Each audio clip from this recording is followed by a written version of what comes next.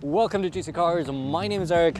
And I'm freezing. I mean Jesse. And this is the newly refreshed Hyundai Palisade.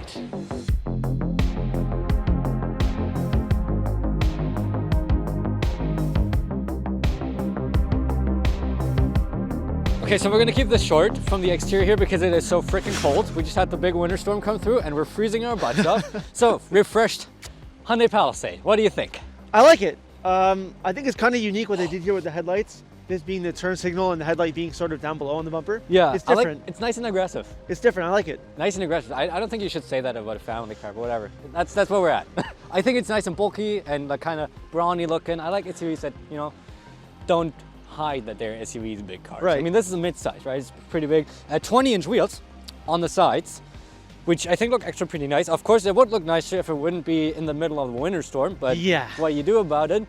Overall, it's boxy. That's what I like. Seat pillow always reminds me a little bit of the Explorer. Yes, it does. There's a little like this kind of section, and the rear is interesting taillights and kind of the... It doesn't do anything exciting, but this is not, it's supposed to be a super sporty car. It's supposed to be, it's a mix of family and luxury, and I think it does that well. It's utilitarian, a little rugged. Yes. I think it's good. I would say we take a look at the interior. How about that? I would agree. Let's get some warmth. Yeah, oh God. All right, so interior time. First of all, heated seats, heated steering wheel, everything is on so we can warm up a little bit. Not ventilated seats today.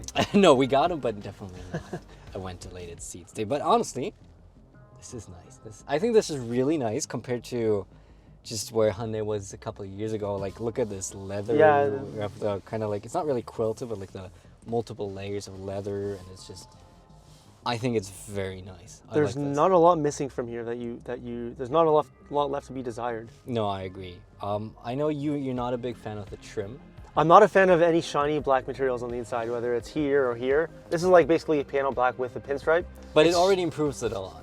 And it looks nice. And if you don't like it, you know, you can get it in a different spec. Right, that's subjective. So I actually think it kind of looks good, and you don't really touch it. Right.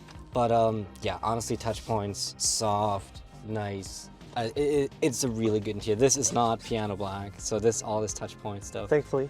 Really well thought out, and it's roomy. Like, we have 2 cup holders you can pop out. You have your wireless charger. We have a big center console. There's a nice space under here for storage. Happy Meal holders, I like to call them, right there. And yeah, no, this is really nice. I think functionality wise, we have this big cluster down here, which has, you know, all the drive modes. We have all the push button start and all that, and our HVAC, which is partly digital, but at least, you know, it's a fixed screen, so you don't have to go through the infotainment. I think that totally works fine. It's easy, responsive, like it's quick. Exactly, which is the most important part, I think. And then of course the infotainment is the usual Hyundai Kia system, wireless, Android Auto, Apple CarPlay not included. You have to go wired, but very quick. And you have quirky stuff like the quiet mode, where, so if I activate this, we only have audio playing up the front speakers so your kids can sleep. We have the passenger talk, which we just tried. So if you're in the back seat and your kids don't hear you as well because you're on the highway, you can do that. And oh, you've never seen that? Where the sounds of nature? You don't have. Oh, is that like a sleeping mode where it's like a waterfall? Kind of. Like, where is it though? Are they liable if you fall asleep while you're driving while listening to that, or what? That's an interesting question, actually. I can't find it right now. So normally they have like, you can play like nature sounds. It's a little quirky, but you got the nice digital gauge cluster. Right, it changes when I change the drive mode. No, honestly, this is, as per usual with Hyundai Kia, this is just really, really good. It's very nice. Really good. Yeah, second row is super roomy. Like, extremely spacious. I mean, you're not gonna have problems sitting back there unless you're like almost 7 feet tall. Yeah, like unless you're like Pascal Siakam, you'll be fine. You have the captain's chairs. We have heated and ventilated back there too. Plenty of connectivity. Materials are pretty much just as nice as up front. I think there's no USB-C back here as well. Yeah, we have them in the seats here, or USB, so it's really good. And even if you have to use the third row, I mean, it's tight for adults, but that's kind of always this. It's hard to see here, but you have like about like a 6-inch step up. Yes. So it's going to be a bit higher on your knees when you're sitting back there. Exactly. And once your knees are really above your hip, it kind of gets uncomfortable kind of quick. It's still big enough, I think, for adults for maybe like 30 minutes. Yes, I agree. And in a midsize SUV, these are just always kind of like emergency second rows. You got 2 more USB-C ports back there as well. Yeah, but honestly, if you fit, it's not a bad place to be. 2 sunroofs, it's really nice, and seats are electronically reclining back there. Yeah, and that's what I wanted to show you. Where is it? Just gotta find it here real quick. Convenience, what was that? Seat. Yeah. Right here. I mean, that's pretty cool. Do they fit? They fit. Look at that. And you know you're lazy, you're just like, okay, put them back up. So convenient. And as the seats are now, these second row seats are fully pushed back. Yeah. Which would be a bit uncomfortable to sit back there with, but you have so much leg room back here. You can room. easily slide forward. Yeah. Yeah. No, honestly, this is such a comfy space to be. And I don't think it really gets much better in terms of the segment. The Mazda CX-90 might be like a slight bit nicer in terms of ambient lighting as well. Materials, yeah, with ambient lighting. But this also has tons of space. So just with third row folded, 45.8 cubic feet of space. With the second row folded as well, we get 86.4 cubic feet. So you could put a bed back there, literally. Yeah, it's so roomy. It's a really nice interior. I love it. But I think we go driving. How about that? Yes. Okay, now out on the road in the Hyundai Palisade. Put into sport mode to unleash this V6. Hear those seats tighten up. Oh yeah, those seats tighten up real good. Ready for the rocket ship? There we go. Whoa, okay. Ooh, boggin. Oh, okay. Wow, okay. So obviously, these roads are slippery. we have thermal conditioning. I've never had that one before. Wow, the back end gave out a little bit there. The back, like I wanted to go into that guardrail. I'm gonna be playing space. That was fun though. I mean, so obviously we can't really compare the speed here. We're gonna do it in a second, but technically, we have a 3.8 liter naturally aspirated V6 putting out 292 horsepower and 262 pound-feet of torque. So honestly, pretty good power. And we have traction control. I want to power back on, maybe. And we have an 8-speed automatic. That does, I think, a fairly good job. But let's do another, maybe more accurate kind of acceleration test here. And that was ABS. There we go. So, there we go.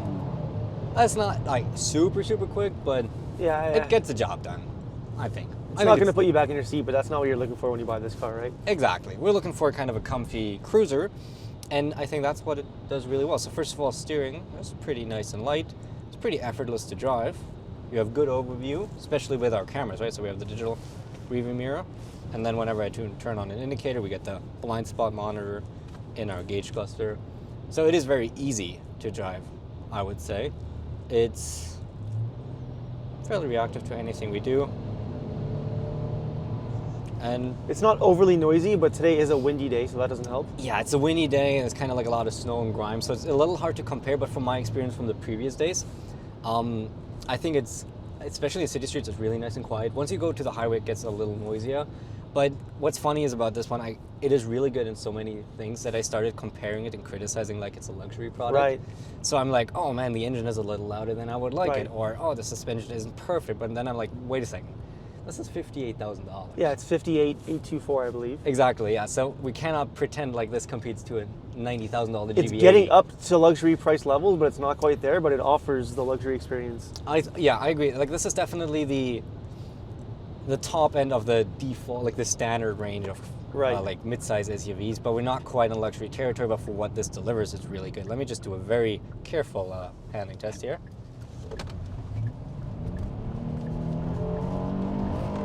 Oh, powers it well. Oh, nice.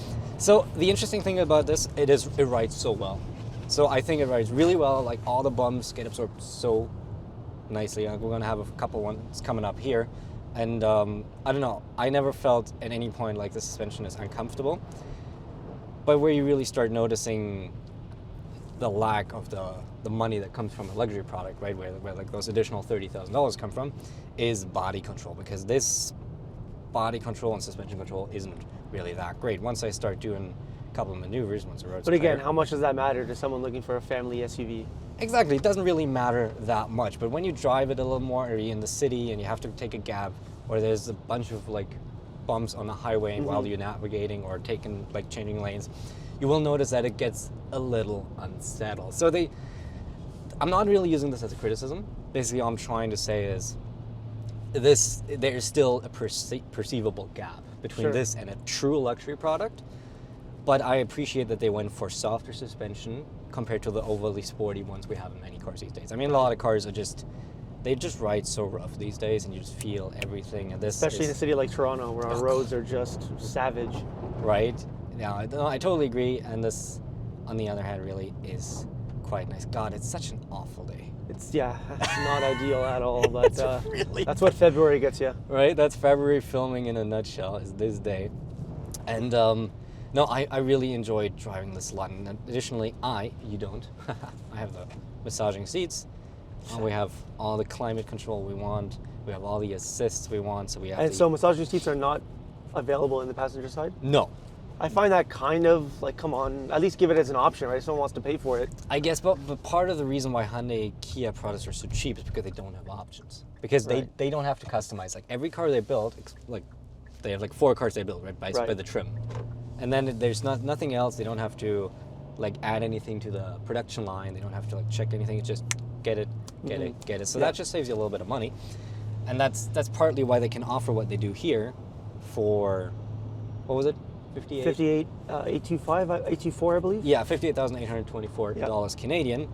And honestly, I don't have any issues with that price at all. I do think for a top spec, personally, I'd say just throw the massager seats in the passenger side. It's a top spec, right? If you don't want the top spec, you don't have to. That's my opinion. That's a small gripe. Okay, maybe if, it shouldn't be that much more expensive, right? Maybe, okay, but honestly, it's not bad. It's a small gripe. And if we compare it to the competition, CX-9 is a couple grand cheaper, maybe like 5% nicer on the inside, but you don't have as much tech. You have way less room. You can argue it's nicer, but it's maybe a little bit outdated. Yes, I would agree on that. Telluride is pretty much the same car, so you just kind of have to decide what you like more. That's aesthetics. It's subjective. Exactly. Go for the interior and exterior, and just decide which one you like more. Both of them are fantastic. And Nissan Pathfinder is a good car, but it's just not as good as this. This is really, honestly, if I have a family, if I have 2 kids, and I want to get them from A to B, right, this is an amazing choice. The only thing you're considering is what's better on gas mileage, which one's more reliable. Exactly. Yeah, and gas mileage right now, without the filming, we'd probably get like 12, maybe just under 12 liters per 100 kilometers, which is, I think, fine. It's not like super efficient, but like you have a big SUV.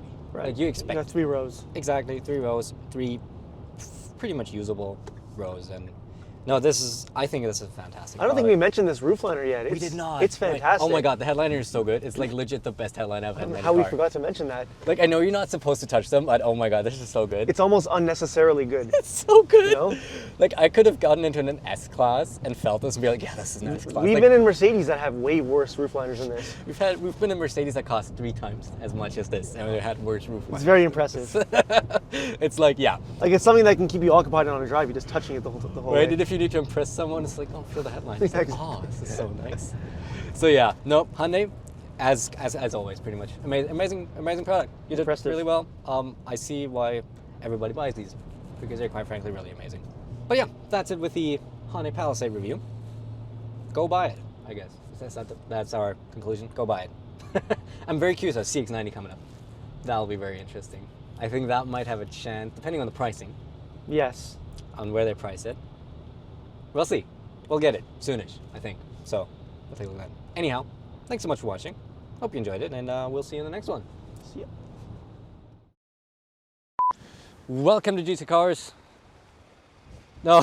I was going to say, did you say anything? I forgot my line. Your line is your name. Yeah. It's pretty difficult to remember, okay?